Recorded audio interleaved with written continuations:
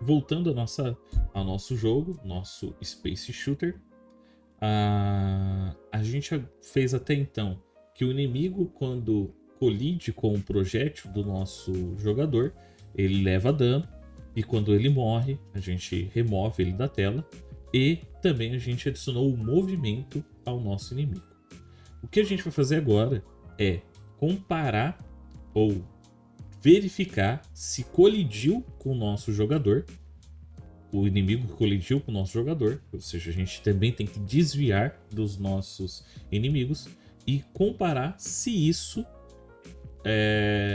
acontecer, a gente vai dar um dano ao nosso jogador. Só que, ao invés da gente dar um dano direto ao nosso jogador, a gente vai usar um negócio chamado variáveis de cena. O que são variáveis de cena? São variáveis que toda vez que a cena começa, essa variável existe, e toda vez que a cena termina, essa variável é removida. É como se a gente estivesse criando uma variável que em qualquer lugar do jogo a gente consiga acesso a ela. A gente pode colocar elementos do nosso jogador, pontuação do nosso jogador, tudo nessas variáveis de ambiente. Nesse nosso exemplo, a gente vai utilizar para dar o dano, e aí a cada ciclo, ou cada vez que esse dano estiver maior do que 0, a gente aplica no jogador e reseta essa variável. Então vamos lá. Primeiro passo é a gente adicionar um novo evento. Nessa nova condição a gente vai pegar o player. Se o player, colidir com qualquer um dos 3 inimigos, vai acontecer esse dano, vai causar esse dano. Para isso, o que a gente faz? A gente vai precisar criar essa variável, Então a gente vai selecionar, adicionar uma nova ação e escrever aqui variable, ou variável, A gente tem diversas informações sobre as variáveis. E aí a gente vai alterar o valor de uma variável de cena. Clicou aqui, a gente não tem essa variável. Muito bom. Se a gente não tem essa variável, a gente vai criar essa variável. Então vai clicar nesse botão, clicar em adicionar variável, e a gente vai dar o nome de isDamaged. Ou seja, levou o dano. A gente vai... só um momento aqui, deixa eu alterar esse dano, e o valor inicial é 0, tá? Então, aplicar, a gente vai selecionar essa variável, vai selecionar o valor, vai definir o valor dessa variável como 40. E aí, clica OK. Então a gente define essa variável como 40 e, uma vez que bateu no inimigo, a gente vai selecionar enemy e vai excluir o objeto que bateu nesse jogador. Aí a gente vai fazer uma nova condição. E que condição é essa? É uma condição de que se o dano, se esse isDamage estiver maior do que 0, a gente vem aqui então valor de uma variável de cena. A gente vai selecionar o isDamage e escolher se ele for maior ou igual a 1, a gente vai aplicar esse dano ao nosso jogador. Então a gente vai clicar aqui em adicionar uma ação, player, damage to object, e aí o valor que a gente vai aplicar vai ser variáveis, valor de uma variável de cena, e a gente seleciona isDamage, aplicar. Então é a variável isDamage. Aplica esse valor que tiver lá. E uma vez que a gente aplicou esse valor, a gente zera esse valor. Então, variável, de novo, variável, valor de uma variável de cena. Deixa eu fechar aqui. Variável global.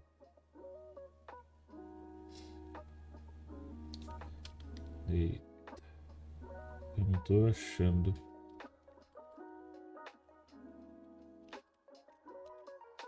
Aqui, valor de uma variável de cena, obrigado. isDamage, definir como 0. Então a gente volta ao seu valor inicial. E aí, beleza. Então a gente fez o seguinte: Se o jogador colidir com o inimigo, a gente altera essa variável de cena isDamage para 40 e deleta o inimigo. E aí a gente tem outro teste. Se essa variável isDamage é maior ou igual a 1, a gente aplica esse dano ao jogador e altera o valor como 0. Mas, professor, não era só fazer a aplicação do dano? Sim, era só fazer a aplicação de dano. Mas tem que lembrar que às vezes o nosso jogador ele vai ter um escudo. Ou vai ter, vai ter um escudo para proteger ele. Ou ele vai recuperar esse dano antes de ser aplicado o dano. Então a gente precisa pensar nessas pormenores, mas por enquanto vamos deixar assim. Seria muito mais fácil fazer do outro jeito, só que aqui a gente já está pensando um pouco mais para frente e vocês vão entender como que a gente vai usar esses damage quando a gente estiver com escudo, tá? Então a gente vai alterar depois algumas condições para que o nosso jogador tenha esse escudo, beleza? Então, ok. Só que se o nosso jogador morrer, o que acontece com o nosso jogo? A gente vai fazer o seguinte, a gente vai adicionar um novo evento e adicionar uma nova condição, que se o jogador estiver morto, ou seja, ele morreu, a gente vai restartar o jogo. Então a gente vai clicar aqui em ação e selecionar o cena, né? Troca de cena aqui, ó. Alterar a cena. Clicou aqui, a gente vai colocar o base scene e a gente vai marcar sim, para que qualquer outra cena que esteja pausada, ele vai interromper e vai fazer essa alteração. Em outras palavras, vai reiniciar o nosso jogo, né? Bom, vocês viram no último vídeo que o inimigo está um pouco grande comparado ao jogador. Então o que a gente vai fazer? A gente vai diminuir esse tamanho do jogador. Então aqui mesmo, ó, onde tem o alterar escala do jogador, a gente vai alterar a escala dos inimigos. Então vai clicar aqui em Enemy e aí tem aqui Enemies, né? E tem aqui alterar escala. E a gente vai escolher um valor de definir como e colocar 0.6 igual ao do outro jogador. Opa, é 0.6, não 0.6. Isso. Clicou OK, beleza? Então a gente tem alterou essa escala, né? Adicionou a alteração da escala. A gente poderia copiar e colar essa ação e só alterar aqui enemies ou clicar em adicionar ação, tá? Então esse aqui é o resultado final. Vamos organizar um pouco aqui e determinar o que é movimento do jogador e o que está representando o jogador, ou seja, condições de um jogador, e o que são eventos do inimigo, tá? Para deixar um pouco mais claro. De novo, é só clicar em adicionar comentário aqui que a gente consegue criar diversos separações aqui. Então vou adicionar aqui, eu vou colocar como enemies, né? Tudo que for relacionado a inimigos vai estar abaixo desse comentário. Então aqui enemies colisão, enemies is dead, enemies câmera posição, né, do coisa.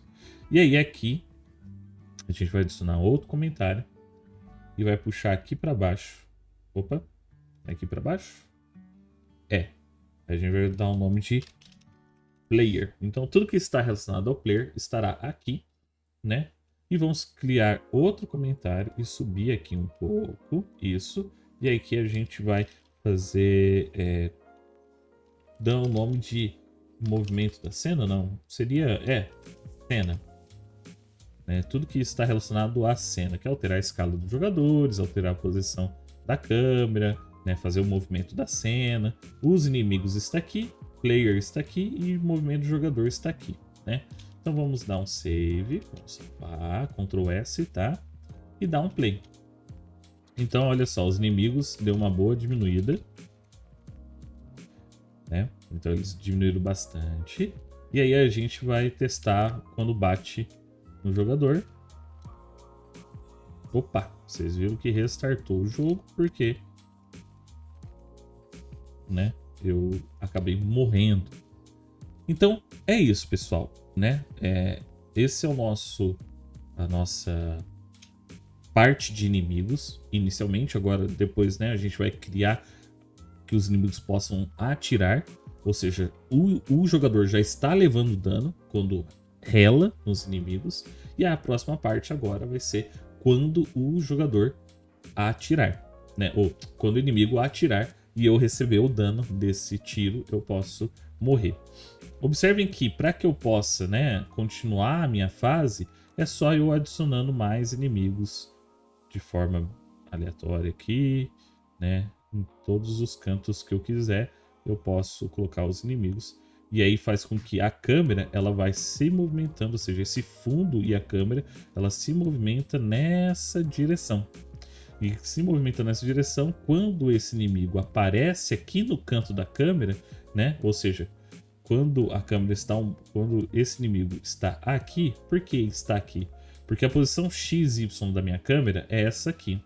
Então ele pergunta se a posição desse inimigo é menor ou igual a essa posição da câmera mais 450, que seria aqui, ou seja, se o inimigo está um pouquinho para cá, ele cria um movimento, ele empurra, né?